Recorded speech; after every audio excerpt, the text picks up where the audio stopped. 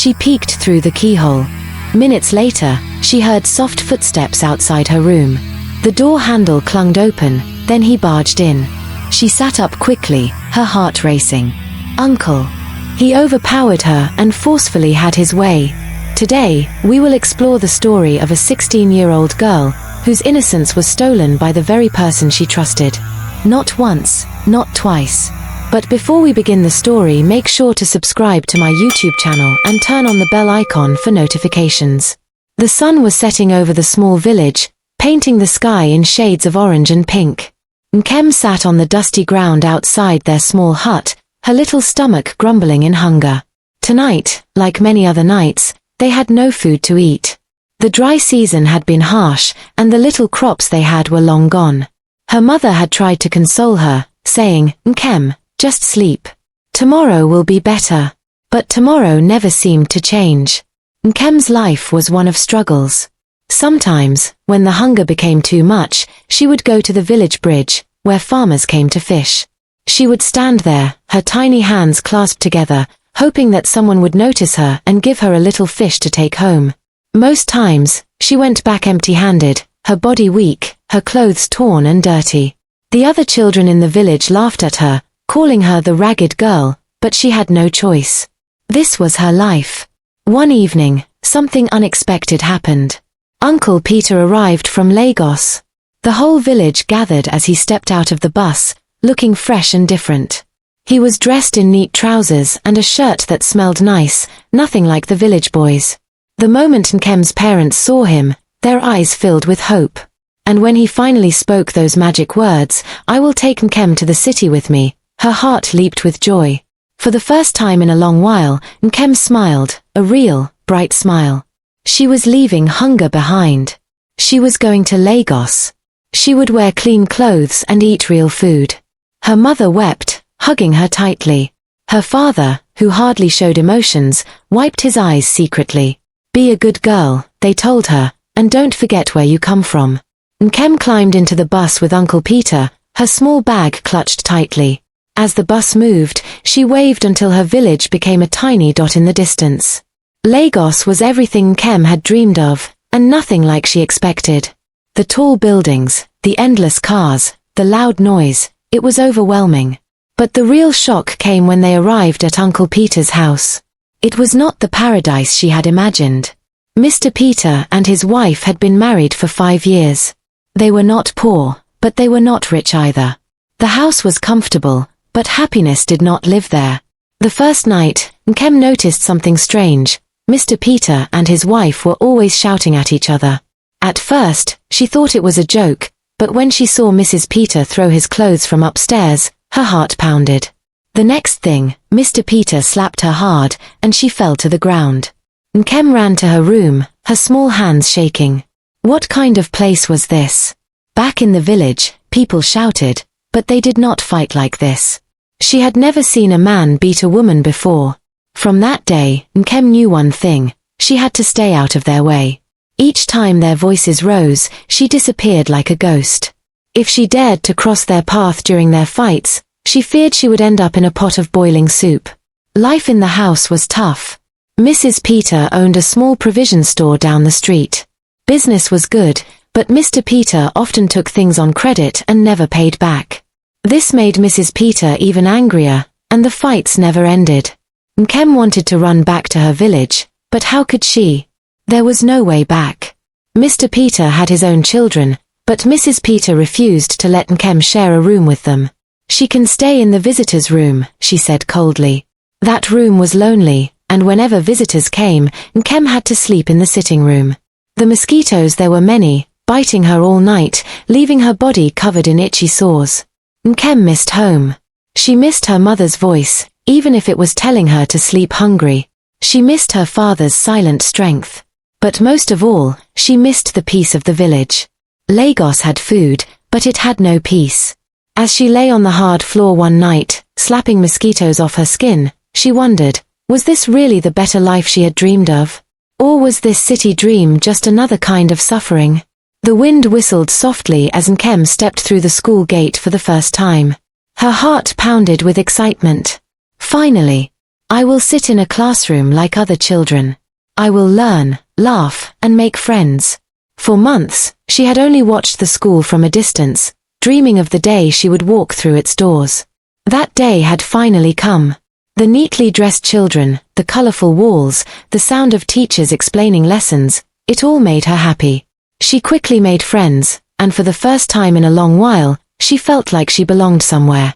But what she didn't know was that her happiness would not last long.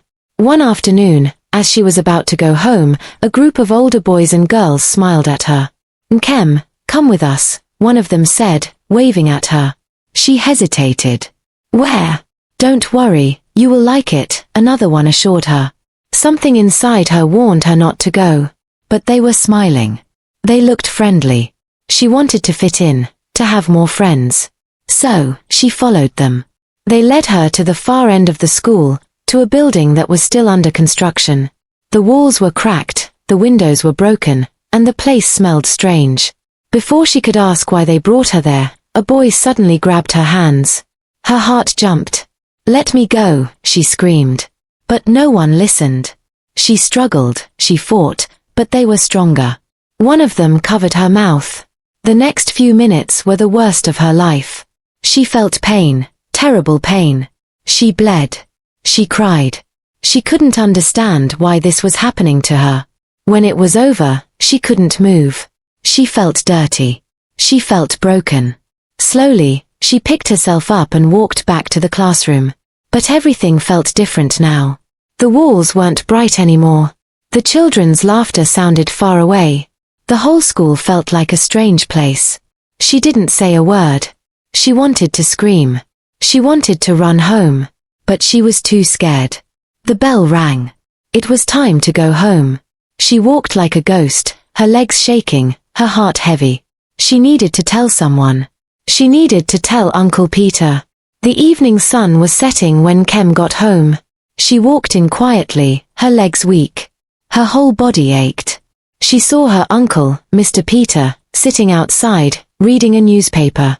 His wife was inside, cooking. Nkem's lips trembled as she stepped closer. "Uncle," her voice was barely a whisper. He looked up.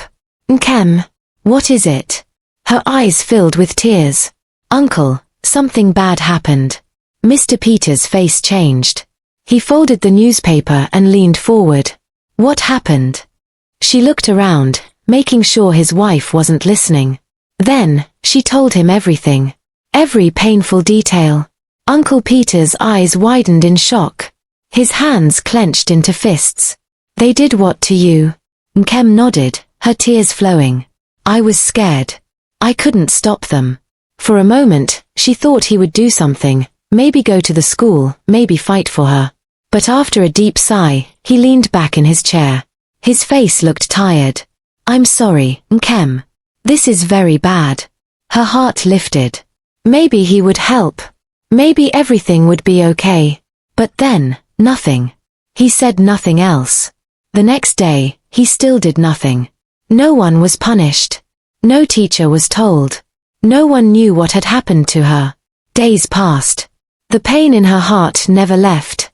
She wanted to tell someone else, but who? Mr. Peter's wife was always angry. The neighbors didn't care. One night, a week after the attack, she lay on her thin mattress, staring at the ceiling. She heard voices from her uncle's room, arguing, shouting. Then, silence. She crept to the door and peeked through the keyhole. She saw her uncle's wife pushing him away. "Don't touch me. Leave me alone." Mr. Peter was breathing hard, his face full of anger. Nkem's heart pounded. She quickly ran back to her bed. Minutes later, she heard soft footsteps outside her room. Then, a knock. "Nkem," a voice whispered. She froze. "It's me, your uncle," the voice said again. She sat up slowly, her heart racing. "Uncle." "Yes, open the door." His voice was soft, almost begging. She got down from the bed and walked toward the door. As she reached for the handle, she saw something strange. His blue pajamas were wet. "Uncle, your trousers," she started to say. But before she could finish, he pushed the door open. Nkem stepped back, her heart racing. "Uncle, what's wrong?" she asked, her voice shaking. Mr. Peter closed the door behind him. His face looked different, dark, dangerous. His wet pajamas clung to his body, and his breathing was heavy. "Nkem, don't be scared," he whispered. "I just want to be close to you." She felt sick. Something was very wrong. Before she could react, he grabbed her. "No. Uncle, please," she cried, struggling to free herself. But he was too strong. He pushed her down, covering her mouth so she wouldn't scream. It hurt. It hurt more than the first time. Her body shook with pain, her mind went blank. Tears streamed down her face. And then, just like that, he was done. He got up quickly, breathing hard. "Shush, don't cry," he said, fixing his clothes. "No one will believe you if you tell them. And if you do, you will suffer more." Then, he left. Nkem lay there, frozen. Her small body ached all over. Her soul felt shattered. She wanted to die. She cried the whole night, but no one heard her. The next morning, she could barely move. She wanted to tell Uncle Peter's wife. Maybe she would help. Maybe she would stop him. She gathered courage and walked to the kitchen, where the woman was preparing breakfast. "Auntie, please, I need to talk to you," Nkem said, her voice weak. The woman barely looked at her. "What is it?" Nkem's hands shook. "Uncle. Uncle did something bad to me last night." Silence. The woman slowly turned, her eyes cold. "What did you say?" Nkem swallowed hard. He slept with me."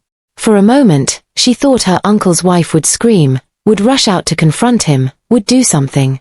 But instead, she scoffed. "Shut up, you little liar." Nkem's heart dropped. "How dare you say such a thing about my husband?" the woman continued. "You think because I don't like you, I will believe your nonsense. But auntie." A slap landed hard on Nkem's cheek. "You are an ungrateful child. I feed you, clothe you, and send you to school, and this is how you repay me." Tears filled Nkem's eyes. She had lost all hope. Days turned into weeks.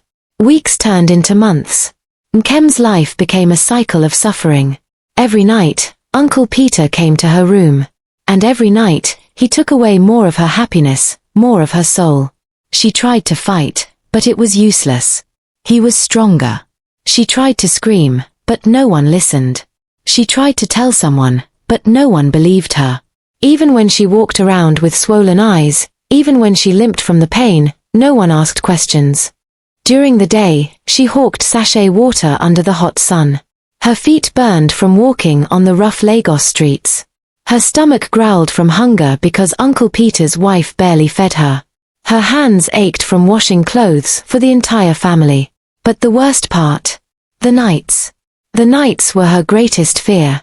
One evening, after selling all her sachet water, Nkem sat on a bench by the roadside. She watched other children laughing and playing. She wished she could be like them. She wished she could run home to a loving mother, eat a warm meal, and sleep without fear. She closed her eyes, fighting back tears. Then, she made a decision. She was going to leave. She didn't know how. She didn't know where she would go. But one thing was certain, she would not spend another night in that house. That night, she waited. Uncle Peter's wife was already asleep. Uncle Peter was in the living room, drinking his usual bottle of beer. Nkem's hands trembled as she packed a small bag. She had no money, no plan, only the burning desire to escape. She tiptoed to the front door. 1 step. 2 steps. She reached for the handle. Click. The door creaked. She froze. "Nkem," a deep voice called from behind. She turned slowly, her heart stopping. Uncle Peter was standing there, staring at her. "Where do you think you're going?" he asked, his voice dangerously low. Nkem's legs shook. I just wanted to." Before she could finish, he grabbed her arm. She screamed. He covered her mouth. And once again, the nightmare continued. Nkem could no longer breathe. Her life had become a prison, one where her pain was invisible and her cries were unheard. She had no one. No one to hold her. No one to protect her. No one to fight for her. Every night, she wished she wouldn't wake up in the morning. But every morning, the sun rose, and the nightmare continued. Until one night, when everything changed. That evening, Mr. Peter had another fight with his wife. It was a terrible one, louder, angrier than usual. His wife stormed into their bedroom and locked the door. Mr. Peter, frustrated and filled with alcohol, turned his anger elsewhere. Nkem knew what was coming. She had seen that look in his eyes before. She wanted to run, to disappear. But before she could move, he was already at her door. Nkem, open the door, he said. She shook her head, pressing herself against the wall. Nkem, don't make me angry, he warned. Still, she refused. Bang! The door burst open, and Mr. Peter rushed inside. Before she could react, he grabbed her and threw her on the bed. Nkem screamed, kicked, and fought. But nothing worked. This time, it was worse. This time, something inside her broke completely. And in the middle of it all, something terrible happened. Her vision went dark. Her body went limp. She couldn't hear anything. She couldn't feel anything. She had fainted. When she opened her eyes, she was in a hospital bed. A drip was connected to her arm. The room smelled of medicine and disinfectant. She felt weak, but safe. She wasn't in that house anymore. She wasn't with him. A doctor stood beside her, watching her closely. He looked kind. Little one, he said softly, what happened to you? Nkem stared at him, unsure. Could she trust him? Would he believe her? For a moment, she hesitated. Then, she saw something in his eyes, something she hadn't seen in a long time. Care. And suddenly, she couldn't hold it in anymore. Tears poured down her face as she whispered the words she had been too afraid to say. My uncle has been sleeping with me. Please. I don't want to go back. The doctor froze. His eyes darkened. He had suspected it. But hearing it from her own mouth made his blood boil. You won't go back, he promised. Nkem sniffled. You won't send me home with him? The doctor shook his head. No, Nkem. You are safe now. For the first time in years, she believed it. But her nightmare wasn't over yet. Not until justice was served. For the first time in a long time, Nkem felt a tiny spark of hope. She wasn't in that house. She wasn't alone. Someone finally believed her. But she was still scared. What if the doctor changed his mind? What if her uncle came back for her? She gripped the hospital bedsheet, her small hands trembling. She had to be strong. She had to fight. A few minutes later, the door swung open. Mr. Peter walked in with a fake smile, holding a food flask. My daughter, he said, his voice sickly sweet. I bought your favorite food. Let's go home. Nkem's stomach twisted. Home? The place where nightmares lived? No, she whispered. Mr. Peter's eyes darkened. What did you say? Nkem swallowed hard. I'm not going with you, she said, louder this time. Mr. Peter's face changed. His fake kindness disappeared, replaced with rage. Nkem, don't be stupid. Do you know how much I have done for you? I took you in when your mother had nothing. Nkem flinched, but she didn't back down. Doctor, she called out. Immediately, the doctor and two nurses rushed in. What's going on here? The doctor asked sternly. She's my niece. I have every right to take her home. Mr. Peter barked. The doctor folded his arms. And she has every right to stay where she feels safe. Mr. Peter scoffed. Safe? I keep her safe. These are family matters. Stay out of them. The doctor didn't move. Then let the police decide. Mr. Peter froze. The police? Yes, the doctor said coldly. We already called them. Mr. Peter's face turned pale. Before he could react, two policemen walked in. Mr. Peter, one of them said, you are under arrest for child molestation and abuse. Nkem's heart pounded as she watched her uncle stumble backward. No. No. It's a lie. This girl is lying. Save it for the station, the officer cut him off. The next thing Nkem saw was the silver glint of handcuffs locking around her uncle's wrists. For the first time, she saw something she never thought she would see. Her uncle, the monster who stole her childhood, was powerless. As the police dragged him away, she heard his final words. "You will regret this, Nkem. You hear me? You will regret this." But she didn't care. She didn't cry. She didn't feel fear anymore. She felt free. The next day, the doctor arranged for Nkem to go back to her village. "You deserve a better life, my dear," he told her, handing her a small envelope. "This is from me and my staff. It's not much, but it will help you start fresh." Nkem opened the envelope and gasped. Money. More than she had ever seen in her life. "Thank you," she whispered, tears in her eyes. The doctor patted her head. "Be strong, Nkem." With that, she was put on a bus, heading home. As the bus moved, she stared out of the window. For the first time, she didn't feel like a prisoner. She was going home, not to suffering, but to love. Her heart raced with excitement. She imagined her mother, her siblings, the smell of fresh gari frying in the compound. She had left home as a child. She was returning as a survivor. When the bus stopped, Nkem stepped down slowly. The familiar dusty road stretched ahead. Her mother was sitting outside, frying gari, just like Nkem had imagined. Nkem's lips quivered. "Mema," she called softly. Her mother turned, her eyes widening. "Nkem," she screamed. Before Nkem knew it, she was in her mother's arms, crying like a baby. Her siblings ran to her, hugging her tightly. Neighbors gathered, overjoyed to see her again.